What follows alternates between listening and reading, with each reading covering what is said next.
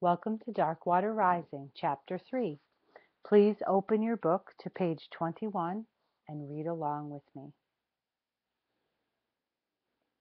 Chapter 3.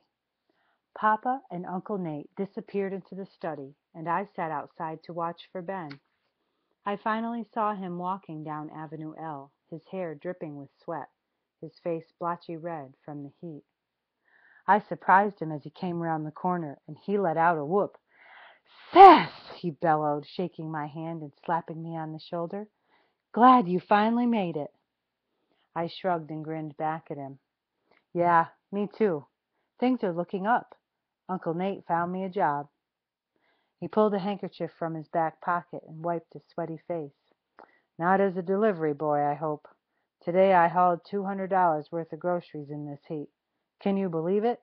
200! I let out a low whistle. "And I guess you'll be too tired to go to the beach later, huh?" He laughed. "The beach is what we live for around here." We finished an early supper of fried chicken, okra, and cantaloupe, but we couldn't leave till all the chores were done. The younger boys got stuck washing dishes, and for once I found myself sitting outside with the grown-ups. I shot Matt a wide grin, and he stuck out his tongue. As the sun slid toward the west, I noticed more and more people promenading along the streets. Some strolled as if they had no destination in mind, but most poured south toward the beach with an eager, almost impatient gait. I leaned against the rail with Ben, watching the parade, and the girl I'd seen earlier came bouncing down her steps. She wore a wide-brimmed straw hat and carried a small bundle. I nudged Ben. "Who's that?" He called to her and she waved. "Ella Rose Covington," he said. 16. Her mother died last year, and now she lives alone with her father. Goes to Ursuline Academy." He tossed me a sly grin. "Too bad she won't be going to public school like you." "Yeah," I muttered. "Too bad." Andy and Will burst through the screen door, followed by Matt and Lucas. "We're finished, Ma," Will said. "Can we go?" The four boys waited, eyes fixed on Aunt Julia's face, bare feet twitching, but she pretended not to notice. "Ma," Andy whined, his freckled face puckered in exasperation. Aunt Julia laughed. "You can go ahead of us if you agree to stay within the first ropes. But," she said, holding up a finger, "if I find out any of you disobeyed, there will be no more swimming until school starts. Have I made myself clear?" "Yes, ma'am." Andy and Will raced for the steps. Lucas tossed a quick thank you over his shoulder and scrambled after them. Matt, however, leaned down and gave Aunt Julia a kiss on the cheek. "I'll make sure they stay inside the ropes," he whispered. She watched him go, then turned to Mama. "That Matt is one sweet boy, Eliza. You must be very proud of him." Nearly made me puke. Matt was born knowing which side of his bread to butter, and he did it well. Ben and I left our lagging parents behind to follow as best they could and headed east down Avenue N. I was glad to get away. I never knew when Mama might shove Kate at me again. We passed the Garten Verein with its croquet greens and tennis courts, its clubhouse and bowling alleys, and the bright octagon-shaped dancing pavilion tiered like a massive wedding cake. In the next block, Ben pointed out the Ursuline Convent, and beyond that, Ursuline Academy, where the blonde-headed girl down the street would go. Her classes would start next week. "But that's a whole month earlier than public schools," I said. "I bet she's not happy about that." "What, you mean you're not looking forward to school?" "Are you kidding?" Ben grinned and shrugged. "Right now, I can't think of much else." I shook my head in disbelief. "You're really going to be a doctor, huh? Live a life filled with blood and guts?" He tossed me a surprised look. "Papa told me you were planning to go into medicine yourself. Did he get it wrong?" Yeah, he did, for sure. My father is the one planning that career. I'm going to be a carpenter." Ben raised an eyebrow and gave a slow nod. "You're in a fix, then, aren't you? According to Papa, Uncle Thomas has a powerful stubborn streak. Sounds like you'll need all the luck you can get to squirm out of this one."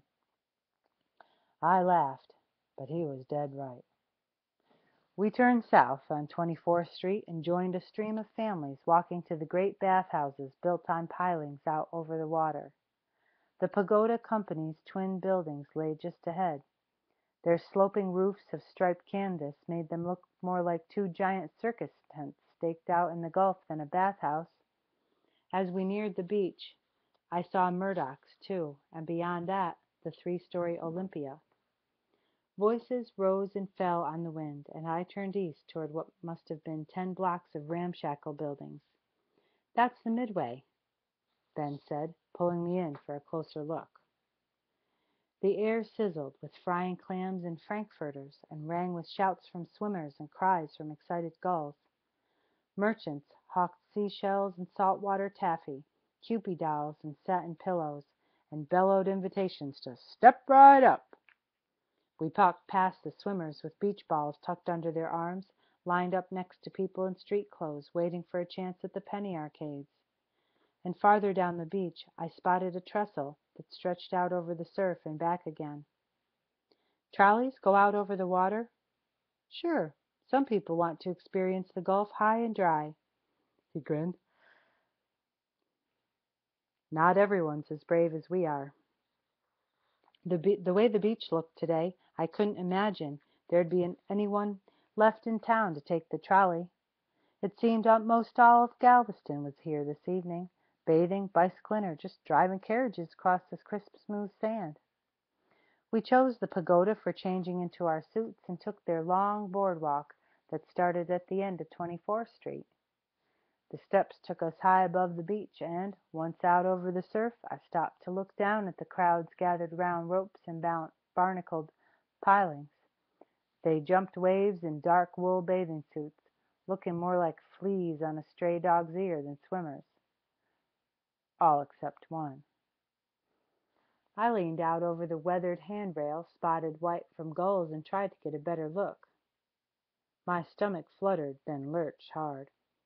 It was the girl with sun-bright hair. At least, it looked like her. By the time I glanced up again, Ben was gone, and I had to hurry to catch up. When we'd finally changed and gotten back into the beach, I saw Mama and waved. She looked a bit unsure of herself as she waved back at me from the door of a brightly painted portable bathhouse. A parade of these two-wheeled wagons lined the beach, waiting to be rolled out into the water a short way and hauled back in by horses, a convenience for swimmers who wanted to keep sand out of their stockings and shoes. I had to laugh, thinking of Mama inside, gripping the walls while the concessionaire pulled her toward the surf.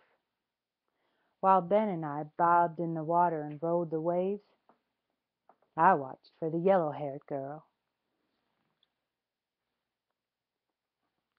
I kept an eye on the warm surf around the pagoda and under the splashy lettering painted across the side of the building where I'd last seen her.